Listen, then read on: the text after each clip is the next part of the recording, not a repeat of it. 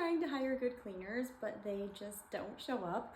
Or when they do show up, they're late. Or even worse, when they do show up, they are talking about things that are like inappropriate on site, or just more generally not a very good cleaner. I've helped so many people hire good, reliable cleaners. I had my own cleaning company and I was so proud of the team that I built, and I've sold that company this year. Now I'm full-time here.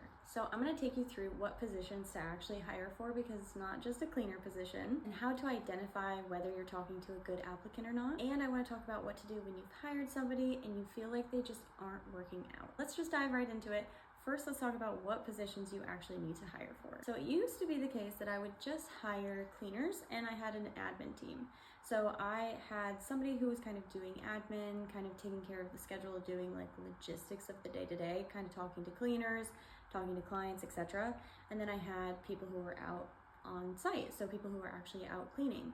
And that became an issue when I had 18 people on my team out in the field, and I didn't really know how to manage that many people. I didn't know how to manage anybody, but let alone 18 of them. So instead of just hiring cleaners, it is my opinion that you actually need cleaning leads. So I hire people who are actually leading the team on site. This is not what everybody does. Some people really thrive with the solo cleaning model, where everybody goes out by themselves. Some people thrive with not having any system of management in their company.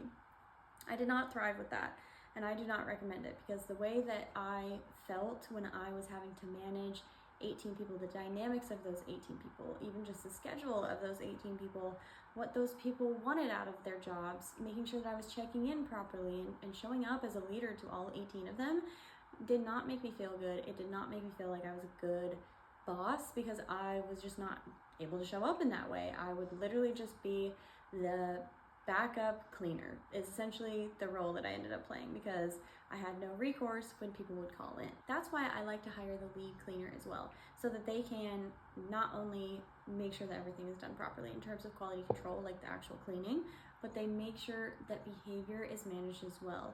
So not just negative behavior like showing up late, which is something that they do take care of, but also just making sure people are okay, making sure that there's somebody who's in charge of making sure that your team is okay. And I felt like that was something that I just wasn't able to really check in on as a leader of somebody who was trying to manage 18 people. It was too many people. So instead you have somebody who's managing usually a team of 3, which means they're managing themselves and 2 other people, which I think is pretty manageable. So next up, I want to talk about what to actually look for when you're trying to hire applicants for the cleaner position and for the lead cleaner position. So let's start with the cleaner position.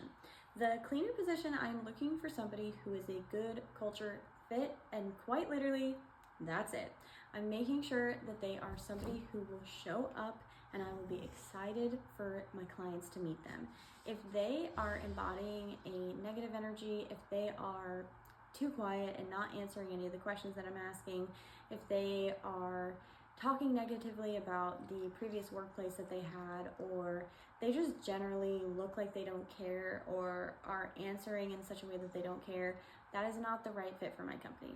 I am looking for a very specific type of person, and that's where you need to start. You need to identify the type of person that you're looking for. A lot of times you're just shooting in the dark because you haven't actually identified the type of person that you want. So I think of the type of person that I want as bubbly, energetic, super positive, able to combat a generally negative culture. So they can come in and kind of pave the way to be more positive, because they are outgoing. They do like to be around people. They are excited about the job. Even if it is a mundane job, they're going to make the best of it. That's the type of person that I am trying to hire. If those qualities are not important to you, then you're not trying to find the same person that I am. So that's what I want you to do as your homework. If you're struggling with this and you just don't really know how to identify whether a candidate is a good fit or not, start by identifying the traits that a good candidate in your mind has. And I want you to think about what you want the culture to be. So how do you want people to feel on site? Do you want them to feel like they need to be quiet and like scared of management? Do you want them to feel like they can be boisterous and loud and laugh and have fun? Do you want something in the middle where it's like they're super energetic, they're excited to be around people, but they are kind of quiet while they're on site. What do you want out of the people that are going to fill these positions in your company? Then start backwards from there. Once you've identified that, when you get on the phone with somebody, you're checking these off. So with the lead cleaner, I actually think of it the same way, with just an additional layer of cleaning experience. So everything that I just said is super relevant, but I highly recommend having somebody who has a cleaning experience on top of it.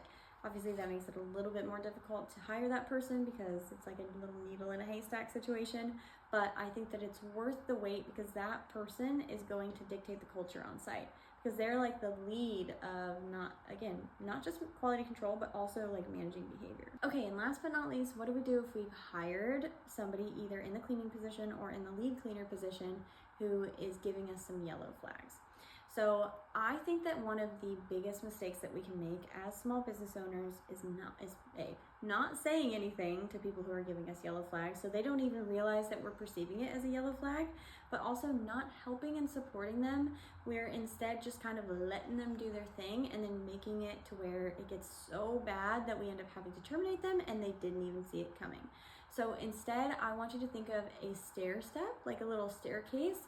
And when they get hired, they're at the bottom of the staircase, and when they get terminated, they're at the top.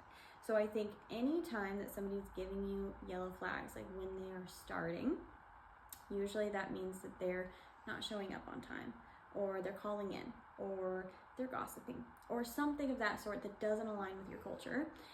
They need to move their way up the staircase, but they need to know where they're at on the staircase at all times. That's the biggest key, because you don't want somebody to get terminated who didn't even know they were in trouble in the first place, right? Like they didn't know they were doing anything wrong. So they need to be moving up the staircase and they need to know where they're at on the staircase at all times. So the way that we do that is we handle each and every occurrence while we're kind of escalating it. Not in tone, not like we don't start yelling at them when they get closer to the top of the staircase. They just know what the boundaries are in our company. So for example, for the call-ins, you should have a very clear set of boundaries around calling in. So what does it mean when somebody calls in once? Maybe they're still in their probationary period. Are they allowed to call in on their probationary period? If they call in once, can they call in 3 more times on their probationary period? Is it okay if it's 3 times in a row? These boundaries are always unspoken. And if you have any boundaries in your company that are unspoken, you're going to set your team up to fail.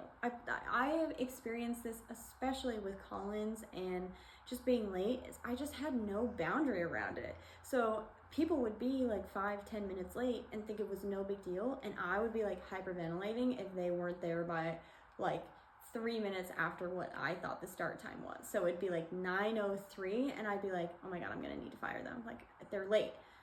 They would show up at 9:10 and be lackadaisical about it and not think that it was a big deal. And I would let those things boil up until I had to terminate them and they didn't even know that everything wasn't okay. That's definitely just not the way to do it. So I recommend having boundaries in place so that your team knows what you expect of them.